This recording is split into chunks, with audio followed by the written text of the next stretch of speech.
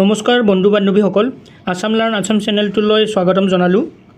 Last ভিডিঅ'ত আমি এলফাবেটছ two number কেনেকুৱা মনত ৰাখিব লাগে সেইটো ডিছকাছ কৰিছিলোঁ। সেইটো ভিডিঅ'টো চোৱা নাই যদি আপোনালোকক লিংক প্ৰভাইড কৰি দিম। সেইটো জাষ্ট ডেমো ক্লাছ এটা আছিলে। চ' আজি আমি ৰিজনিঙৰ কিছুমান বেচিক কুৱেশ্যনছ ছল্ভ কৰিম আৰু আজিৰ ভিডিঅ'টো আসাম ডাইৰেক্ট ৰিক্ৰুটমেণ্টৰ কাৰণে যোনটো মেথছ আৰু ৰিজনিঙৰ সিৰিজ আনিছোঁ সেইটোৰ লেকচাৰ 1 হ'ব। চ' আহক ভিডিঅ'টো আৰম্ভ কৰোঁ। চ' আমাৰ নাম্বাৰ 1ত দিয়া আছে ফাইণ্ড দ্য মিছিং নাম্বাৰ। এইটো কুৱেশ্যন আমি কেনেকুৱা ছল্ভ কৰিম এইটো জানিবৰ কাৰণে আপুনি এইটো শ্লাইডটো চাই লওক আগত। এইটো আমাৰ নাম্বাৰ এনালজি বুলি কয়।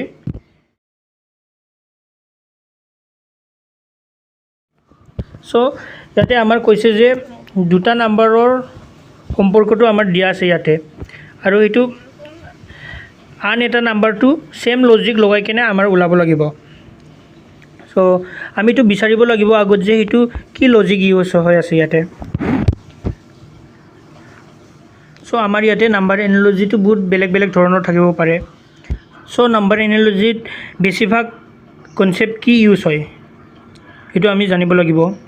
চবতকৈ বেছি আমাৰ ইউজ হয় plus, minus, divide, multiplication, square of a number, cube of a number, etcetera. চ' ইয়াতে কি ইউজ হৈ আছে সেইটো আমি জানিব লাগিব আগত। ইয়াতে আমাৰ দিয়া আছে 5 আৰু ইয়াৰ লগত দিয়া আছে ৰিলেশ্যন 27। চ' আমি এইটো লজিকটো বিচাৰিব লাগিব। 5টো যদি আমি স্কুৱেৰ কৰোঁ তো আমাৰ আহে 25। তাতে 25ত 2 যোগ কৰিলে আমাৰ আহিব 27। চ' এইটো লজিক আমাৰ এটা ইউজ হ'ব পাৰে। আমি 9ৰ স্কুৱেৰ কৰি চাওঁ। 9ৰ স্কুৱেৰ আমাৰ কি হ'ব 81 হ'ব, আৰু 81 প্লাছ 2 কিমান আহিব 83 আহিব। চ' 83 হ'ব এনচাৰ। তেনেকুৱাকৈ আমাৰ বহুত বেলেগ বেলেগ ধৰণৰ লজিক ইউজ হ'ব পাৰে। যেনেকুৱা ক'ৰবাত 19 দিব পাৰে আৰু ইয়াৰ লগতে দিব পাৰে 23। তো প্লাছ 4 হৈ আছে, তো এনচাৰত তো 27 যদি কুৱেশ্যন দিয়ে, 27 লগত যদি কুৱেশ্যন মাৰ্ক দিয়ে তো আমাৰ কিমান আহিব 31 আহিব। তেনেকুৱাও বহুত লজিক ইউজ হ'ব পাৰে।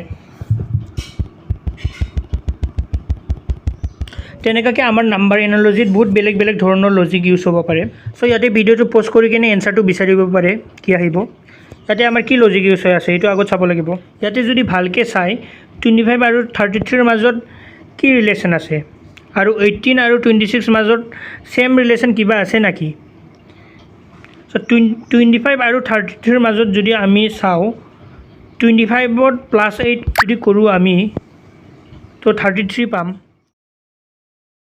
ছেম তেনেকুৱাকৈ 18ত যদি আমি প্লাছ 8 কৰোঁ আমি পাম 26। চ' 74ত আমি প্লাছ 8 কৰি চাওঁ আমাৰ এনচাৰটো আহে নে নাই।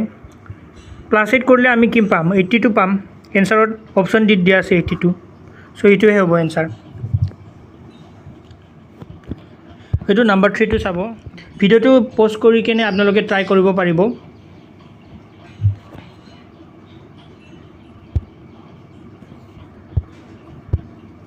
ইয়াতে আমাৰ দিয়া আছে 3 আৰু 30, 5 আৰু 130, ডেছ আৰু 68। 3 আৰু 30ৰ মাজত কি সম্পৰ্ক আছে। 3ত যদি আমি ইনটু 10 কৰোঁ তো আমাৰ 30 আহে।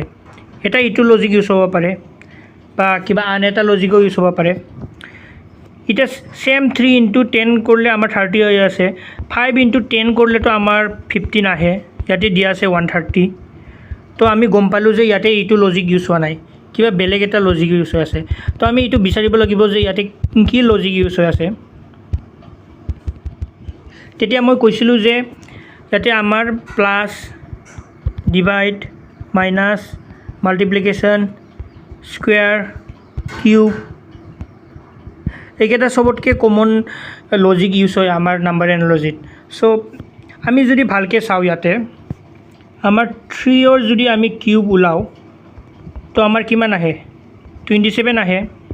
27 যদি আমি +3 কৰোঁ তো আমাৰ কিমান আহিব 30 আহিব সেম তেনেকাকে যদি 5 যদি আমি 5 কিউব কৰোঁ তো আমাৰ কিমান আহিব 125 আহিব 125 যদি আমি +5 কৰোঁ তো আমাৰ আহিব 130 সো ইয়াতে যদি আমি সেম লজিক ইউজ কৰোঁ তো ইয়াতে 68 জায়গাত কি আহিব পাৰে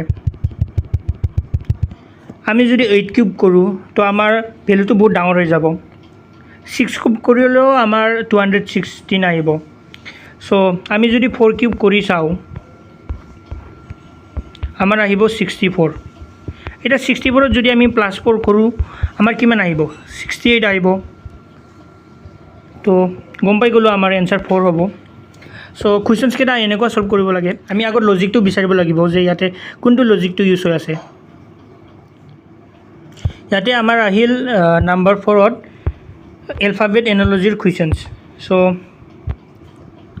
এটো চাওক ইয়াতে কি কৈছে select the option that is related to the third letter cluster in the same way as the second letter cluster is related to the first letter cluster এটো আমাৰ যোনটো ফাৰ্স্ট অৰ্ড এটো আমাৰ সেকেন্ড অৰ্ডৰ লগত লিংক আছে কেনেকুৱা লিংক আছে এটো আমি বিচাৰিব লাগিব ফাৰ্স্ট অৰ্ড টু সেকেন্ড অৰ্ডৰ যেনেকুৱা লিংক হৈ আছে এনেকুৱা সেম থাৰ্ড অৰ্ড টু ফৰ্থ অৰ্ডৰ লগত লিংক হ'ব সো এটো আমি বিচাৰিব লাগিব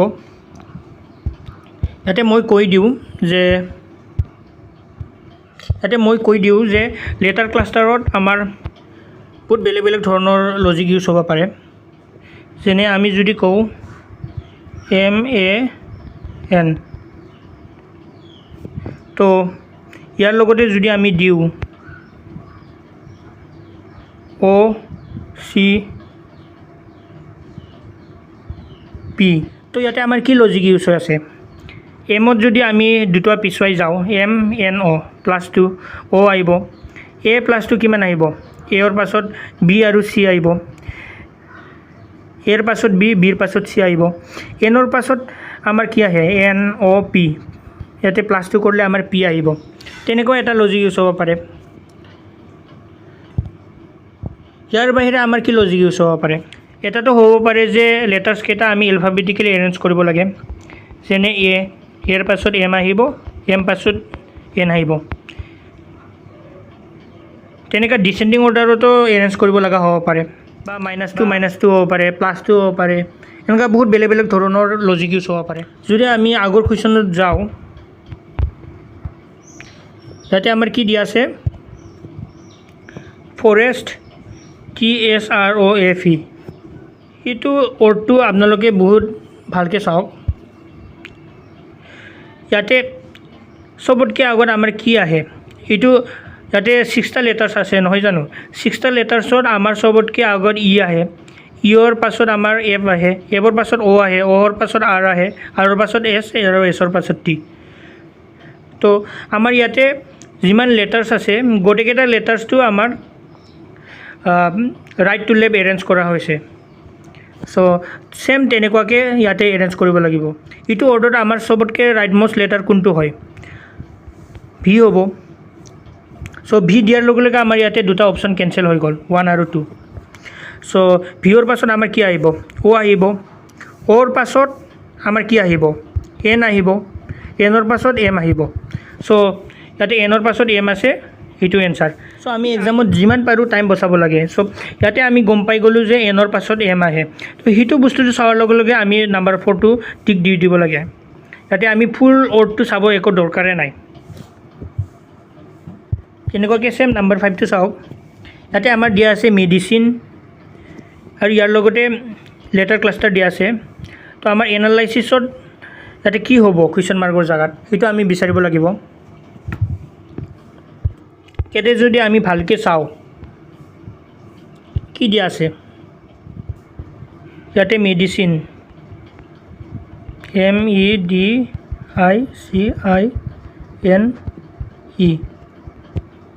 আৰু ইয়াৰ লগত কি দিয়া আছে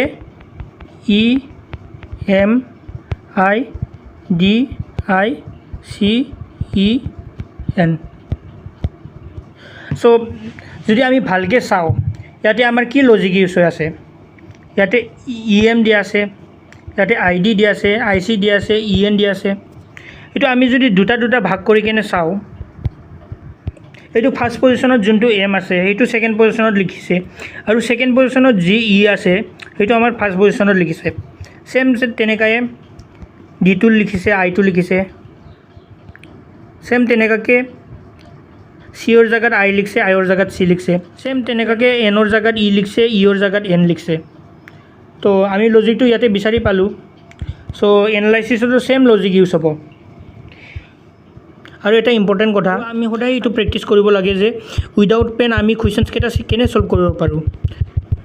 ইয়াতে যদি আমি লজিকটো গম পাইছোঁ, তো এনচাৰটো আমি উইদাউট পেন চল্ভ কৰিব চেষ্টা কৰিব লাগিব।